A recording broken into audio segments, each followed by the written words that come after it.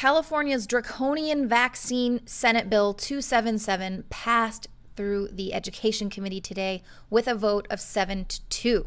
This means that California is just one step closer to mandatory vaccinations for any child who is attending public or private school, and parents will not have the option to exempt them from those vaccines, claiming religious or philosophical beliefs. So let's take a closer look at some of the games that were being played in order to make this vote possible. Now, last week, more than 700 parents showed up. They were very vocal in opposition to SB277, and it was clear that the bill was going to fail right there. They did not have the votes necessary to support this legislation. Well, at that moment, one committee chair who was in favor of this bill threw the Senator Richard Pan a bone. She gave him a total lifesaver. Check this out. If I were you, I would not take a vote today.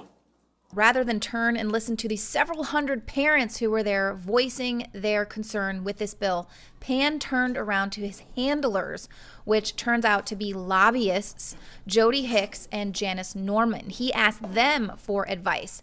Now, both of these lobbyists have ties to the California Medical Association, and the CMA has made no secret about their stance on vaccinations. They've recently launched the Community Immunity, which pushes for even more vaccinated adults.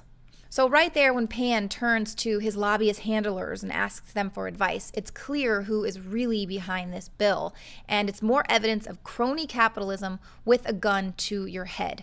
Obviously, the committee plans on passing this no matter what, since you see right there that one of the committee chairs coaches Pan on how to request a vote-only postponement, which means that there aren't going to be a lot of parents showing up because there'll be no public testimony the second time around. Well, a lot of parents did show up, but they just weren't allowed to voice their opposition to this bill.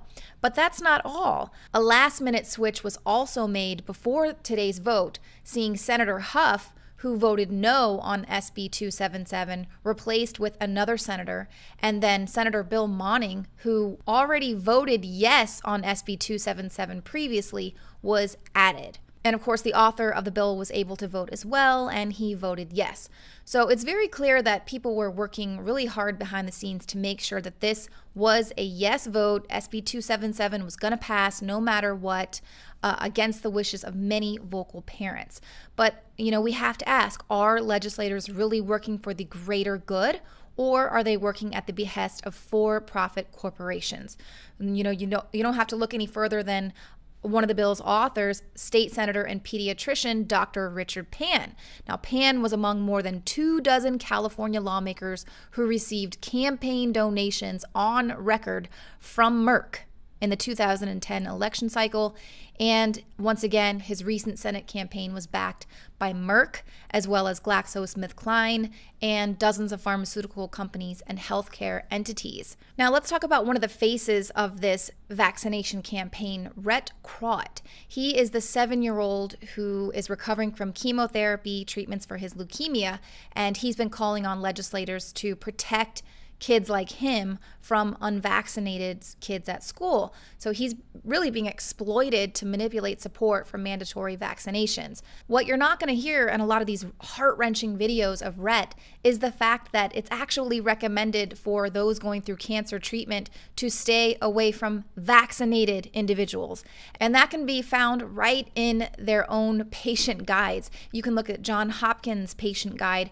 It warns the immunocompromised to avoid contact with children who are recently vaccinated and to tell friends and family who are sick or who have recently had a live vaccine, such as chickenpox, measles, rubella, intranasal influenza, polio, or smallpox. Tell those people not to visit. And this is very similar to a statement that's also found on the website of St. Jude's Hospital.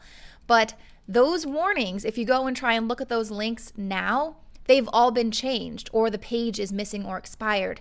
But through the power of the internet, all you have to do is use the Wayback Machine, and it'll find a cached page there where you can see that prior to about March, when all of this vaccine campaigns really started to roll out and the big measles outbreak rolled out and they really started pushing for vaccination, if you go right before then, you'll see that right there, warning in the patient guide, avoid recently vaccinated individuals.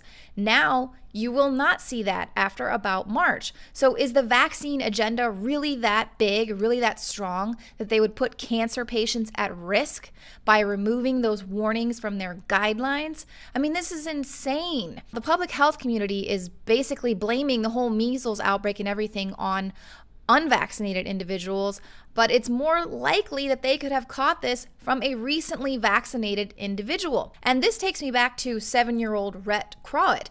His grandfather, Dr. Edward Crowett, MD, is a GlaxoSmithKline consultant. He's paid by GlaxoSmithKline. So yeah, no conflict of interest there, no exploitation of your 7-year-old there to push your vaccine agenda.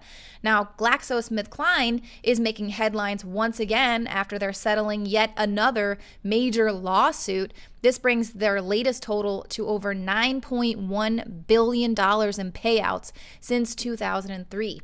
Now, this time it is due to GlaxoSmithKline's product Pandemrix, which was the swine flu vaccine that was forced upon the public during the now admitted fake pandemic hoax of 2009. So now they're paying out people who were injured from those vaccines when the government called this hoax the swine flu pandemic that never was.